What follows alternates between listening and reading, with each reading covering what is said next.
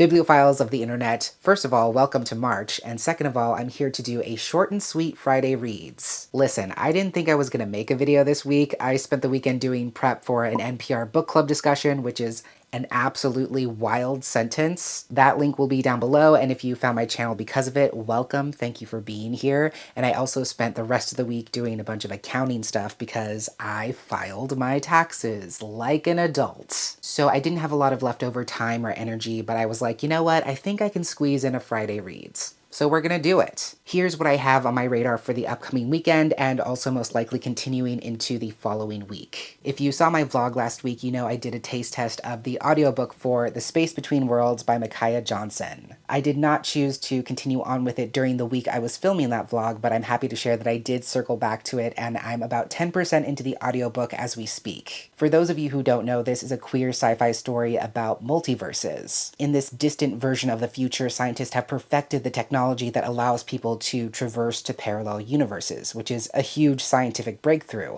But there is a catch, because you can't travel to a universe where another version of yourself still exists. Our main character, Kara, is in a unique position because her parallel selves are super good at dying for some reason, which allows her to hop around between a bunch of different universes. But one day, one of her 8 remaining doppelgangers dies under very mysterious circumstances, which, as the synopsis says, plunges her into a new world with an old secret. Not too much to say about this so far. I've really enjoyed what I've listened to up to this point. The audiobook is fun to listen to as well because the narrator, Nicole Lewis, is playing the character in a way that's incredibly distinctive and personable. Kara's kind of a rebel who doesn't take herself too seriously and doesn't really fit in anywhere, and all of that is really captured in the voice. So I definitely plan to continue on with this one over the weekend. I'm filming this a few days in advance, and I don't think I'll finish it before the end of February, but we'll see how far I get going into the weekend. The other possibility for this weekend is my arc of Just Another Epic Love Poem by Parisa Akbari. This arc doesn't have the final cover design, so I'm going to put it aside so you can admire the cover in all of its glory. This is coming out from Penguin Teen, specifically Dial Books, on March 12th. I may or may not be potentially partnering with Penguin to share a little something about it around that time. We'll see what happens.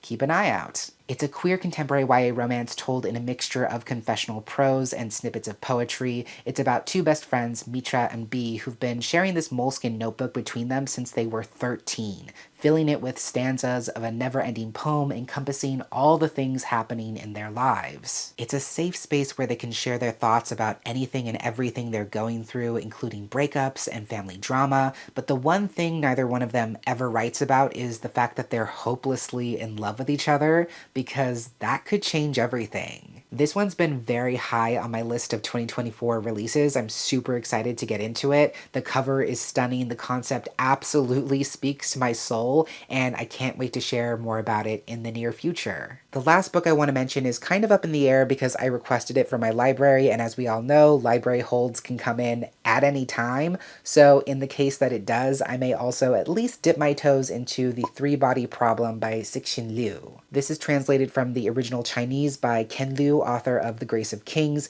It's an incredibly renowned piece of Chinese science fiction. From what I understand, it's a first contact kind of story set against the backdrop of China's Cultural Revolution, when a secret military project sends signals into space to establish contact with aliens. Meanwhile, people back on Earth are incredibly divided about this project, not sure whether they should fight back against this impending invasion or welcome the alien race and help them to take over the corrupt world. This series has been on my radar for so long. It's incredibly well received and reviewed in the SFF community. So many BIPOC SFF readers who I trust implicitly absolutely love it, which piques my interest even more. But I'm actually moving this one up on my list because I recently heard it's getting an adaptation on Netflix in March. I will link an article down below, but I had not heard a single thing about that adaptation news. I had no idea it was happening. It wasn't until TikTok pushed an incredibly niche, underviewed book review onto my FYP that I realized any of this was happening. I will link that video down below because I'm pretty sure I saved it,